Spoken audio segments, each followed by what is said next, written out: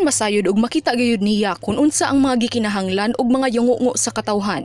Personal gayud nga adtuon ni Gobernador Gwen Garcia ang matag lungsod lakip na kadtong anaa sa mga isla.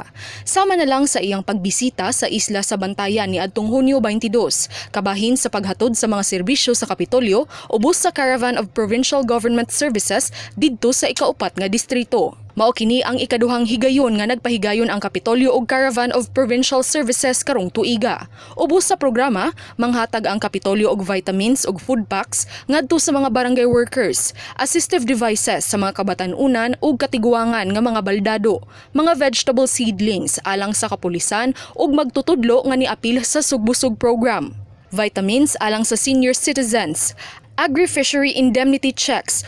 Ang lungsod sa Santa Fe mao ang nakakuha sa ikaupat nga pwesto sa top 8 best performing local government units sa probinsya sa Chikiting Ligtas Immunization Program kontra polio, tipdas ug rubella.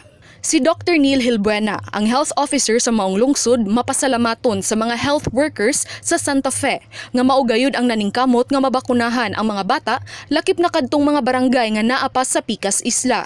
Kapin 98% sa mga kabatan-unan sa Santa Fe nga nag-edad og siyam ka bulan ngadto sa 5 anyos ang nabakunahan ubos sa Chikiting Ligtas. Wa mi nag-expect man ako maabot mi sa fourth place.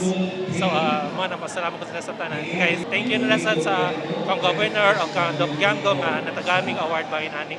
Nakadawat usab og tabang gikan sa Kapitolyo pinaagi sa indemnity checks ang mga mag-uuma sa tulo ka lungsod sa Bantayan. Ang lungsod sa Santa Fe nga nakadawat og kapin 370,000 pesos iapod-apod kini ngadto sa 61 ka mga mag-uuma. Paula Mendoza, balita sa Sugbo.